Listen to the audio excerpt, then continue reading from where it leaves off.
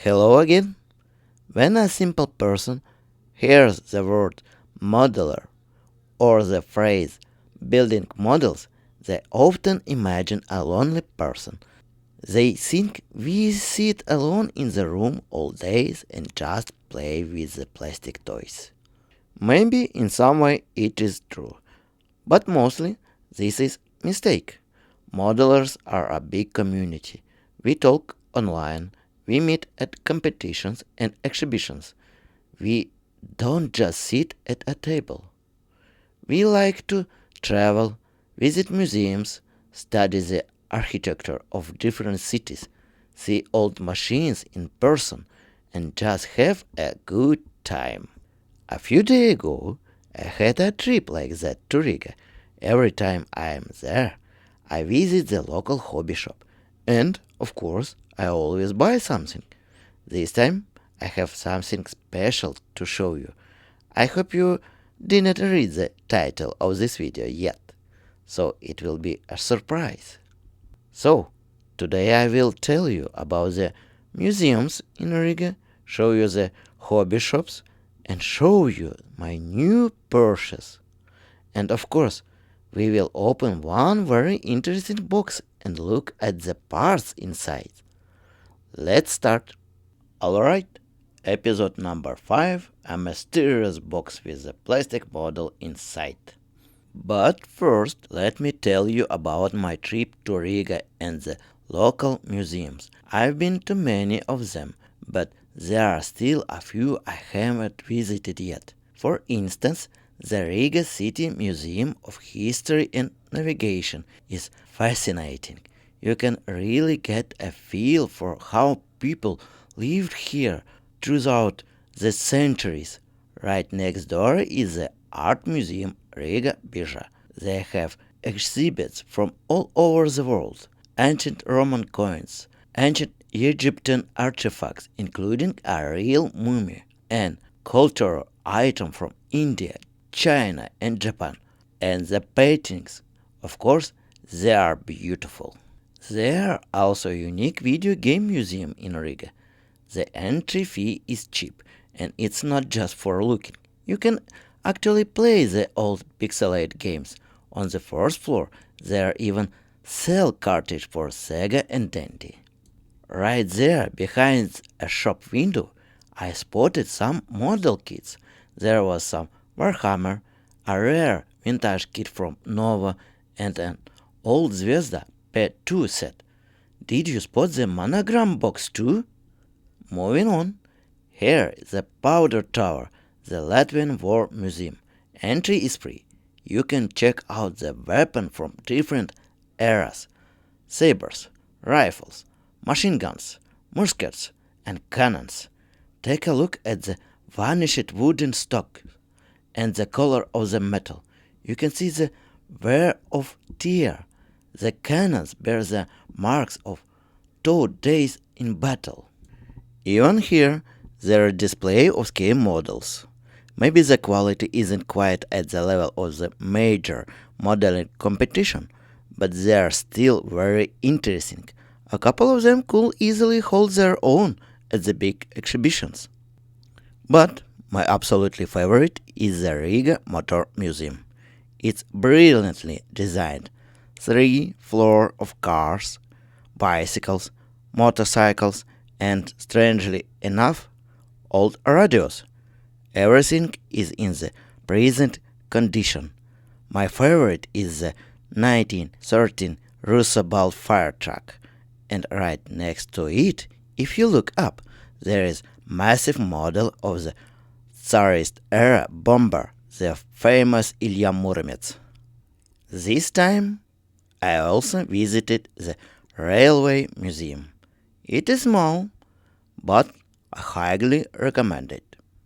They have models of an old depot with tiny figures. Real diorama, very skillful made. There are full-size trains, locomotives, and a strange-looking rail vehicle that look more like a truck. Here it is. But the real highlight is the working model railway. I could watch those tiny trains and locomotives running around forever. Sure, some might call it a toy, but they aren't static. They are in motion. They have a life of their own, even if it is all in one display. Like any proper museum, it has a gift shop, magnets, postcard, mugs, and a Pico set, the dream of every boy from the Soviet era. My inner hamster immediately say, "Let's get it." And surprisingly, my inner Toad, the one that guard my wallet, didn't object. She said, "Fine, let's buy it." But then she added, "Where exactly are we going to put this at home?" The question brought me right back to reality. I was so ready to buy it, but alas. Once you've had your fill of culture, it's time for some typical tourist shopping. Usually that means souvenir shops where people buy mugs, magnets, keychains, and all sorts of local treats. Or you might hit a large shopping mall to grab some new clothes, like a new t-shirt, since the one I'm wearing is already worn out after a whole 2 months. Just kidding, of course. After that, it's off to restaurant to enjoy a good meal and give your tired little feet a rest. But for a modeler, the priorities are different. Souvenirs and clothes are secondary, if not completely uninteresting. What really matters are the scale model shops. Those are the places where you go in for a single brush and walk out with a bag full of brand new kits. In Riga, there are three specialized shops. One of them, Scale Star, is only online, but the other two, Scale Models and Hobby Models, have physical location. They are situated quite close to each other, so you can easily visit both in one trip and find something useful for your hobby. Some of you might ask, why bother with physical shop when you can buy everything online? And the selection is wider on the web anyway. Let me put it this way.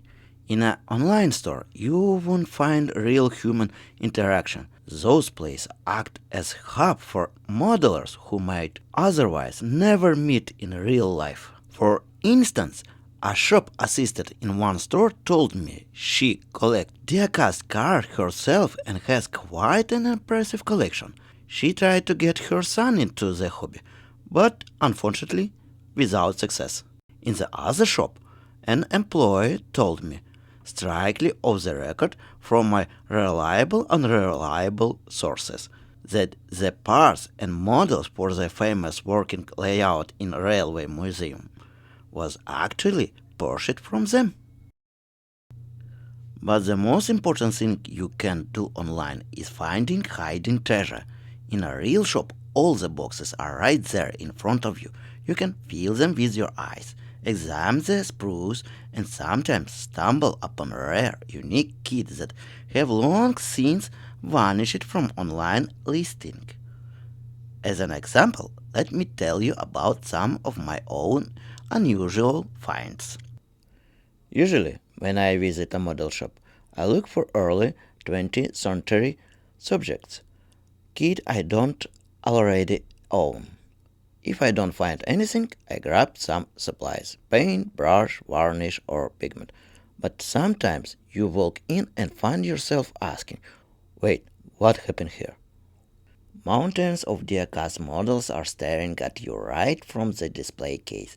You'll see modern replicas of early century classics, like luxurious Mercedes-Benz 540K or a 1934 Leyland FK1 fire engine, and sometimes you find Guinean vintage pieces from Matchbox or Ledo. You ask the seller where all those wells came from, and it's turned out a collector decided to part with their collection. Or perhaps the collector's time has simply come. In the end, you walk away with a couple of those pieces of history, and at a very good price too. Then you step into hobby model silver. everything seems normal. You walk around looking for what you need. Nothing? Well, okay, let's check the other shelves. What's here? The Navy? And what is this? Box of Soviet era selling ships from the Oganyok factory? The sprues are untouched. Finding such antique today is huge stock of luck. Nearby are vintage train kit from Airfix. I didn't even know they made a railway. A bit further, an East German passenger plane, followed by a Su-27 from the Latvian manufacturer Nakotne. The company hasn't existed for a long time, yet the model is still here on the shelf. So many treasure in one place, I can hardly believe it. And then I see it. An Ilya Muromets from ICM in old style box. The kit is complete. Without a second thought, excuse me, please wrap this up. I'll take it. So here it is, the Ilya Muromets in 1 to 72 scale, which will be the subject of our story today. Now let's look at the history. The prototype of our aircraft is legendary and very well known, so it's very easy to find information about it. The Liam Muromets was a development of the world's first four-engine biplane called Grant, also known as the Russian Knights. It was created in the aviation department of the Russo Baltic wagon factory. Its designer was the famous Igor Sikorsky. The name Ilya Muromets becomes the designating for whole family of four-engine wooden biplanes of various modifications. In their time, those machines set a series of world records for payload and flight distance. The first aircraft used a German Argus engine with 100 horsepower. The first prototype was 22 meters long with a top wingspan of 32 meters, and its takeoff weight was over 7 tons. For those days, those were fantastic numbers. The aircraft was laid down in the workshop in August 1913, completed in October of the same year, and in the December the giant took to the air for the first time. The new aircraft immediately attracted the attention of the Naval Department in the spring of the 1914. The wheels were replaced with flat, more powerful engine was installed, and they began testing the machine as seaplane. Unfortunately, the Bogatyr, giant hero, was lost in the very first day of the World War I. The crew burned it during the retreat so that the airplane would not fall into enemy hands. Meanwhile, the main military technical directorate ordered 10 more machines. The second built aircraft, with factory number 128, was slightly smaller in size but received more powerful engine. This exact plane made a famous long-distance flight from St. Petersburg to Kiev, setting a world record for flight duration 6 hours and 33 minutes. This aircraft received its own name, Ilya Muromets Kievsky. Those airships faced the difficult time of World War I and the Civil War in Russia. Their combat paths include everything, annoying failures and loud success. You can talk for hours about the military everyday life of the Muromets aircraft, as there were many unique episodes. For example, an amazing man served in the crew of aircraft number 10, a Frenchman with African roots named Marcel Pla. He started his service as a simple mechanic, but later became a skillful tail gunner and earned 2 crosses of St. George for his bravery. Of course, the format of our channel is a bit different, and we will not to go deep into all the military chronics.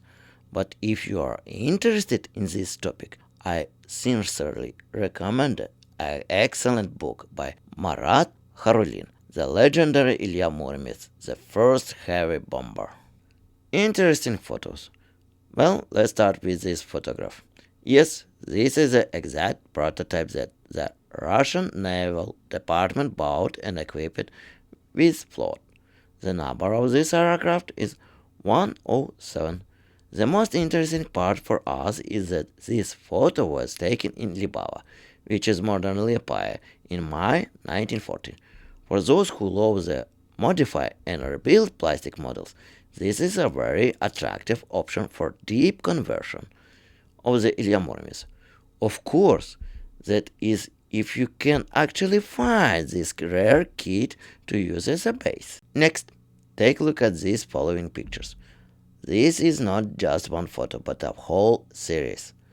Before you are a full-scale replica of one of the Ilya Muromets family aircraft, located in the Central Air Force Museum in Monino.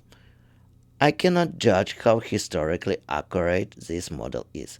There are probably a few mistakes here and there, or maybe even more.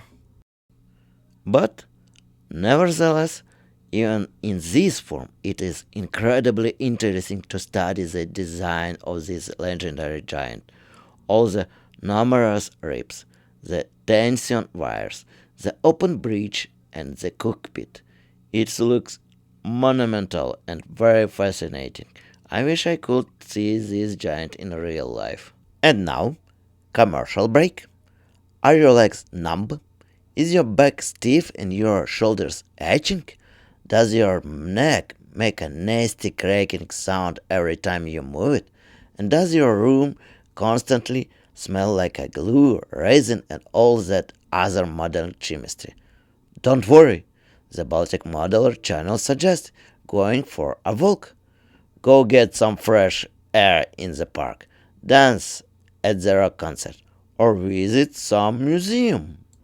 Therefore, let us present our short guide in 3 volumes, 400 pages, each call it Going for a Walk. The guide explains the anatomy of human legs, where they grow from, or at least where they should grow from. If you find any physical differences between yourself and our diagrams, we highly recommend visiting a doctor. You will also learn how to take care of your feet and legs. This part will probably be very interesting for ladies of any age. Another section covers weather factors that affect your legs and what exactly you should wear in those conditions. You will find plenty of advice on how to plan your walk, where you can and should go, and of course the very important money question. For example, how much cash should you take if you're just going to a regular park, and how much if you're heading to a hobby shop? Where to go with kids so you don't spend a fortune, and most importantly, where you should never go with your wife, how much money you should not take with you, or how to accidentally forget your wallet at home. So don't wait, go for a walk, and our short guide will definitely help you with it. Now, let's talk about the kit itself. Today, ICM is the only manufacturer of the flying Bogatyr. This kit has already become legendary. Releasing a model like this in the late 90s was a truly bold move. For its time, it was a massive project with a very complex design. True, the first batches required some serious modeling, heavy lifting. You needed putty, part fitting, and scratch building lots of small details. But modelers welcomed the idea very warmly. ICM released the V, J, and E variants, allowing you to build either an early or late version of the aircraft with different armaments. The kit was reboxed many times, and over the years, the modeling quality got better. Sadly, The same cannot be said about the fit and geometry. There was an alternative on the market from MSD maquette, but there was a catch. It was just a box of the exact same ICM plastic. The build is difficult because of the huge number of parts and the massive biplane wing structure. And don't even get me started on the rigging. To get a high quality model in the end, you need both skills and creativity. Now, let's take my box and look closer. Let's start with the box art. Yes, it is a bit vintage now, but the artwork is fascinating. The majestic four-engine giant of the sky, the Ilya Murames, is flying over the buildings nested among green fields and trees. Golden domes of Orthodox Church rise into the sky, reflecting the sunlight. And in the top right corner, there is portrait of Sikorsky himself. Despite all our modern computer technologies, this design looks much warmer and better than many today's. What's inside? First up, the manual. Black and white with touch of blue, just like Dragon Kids. It's an A4 format, 8 pages long, and the assembly steps are clearly enough. There are 4 paint schemes, razor decal placement options, and something that brings the fear and trembling to any modeler.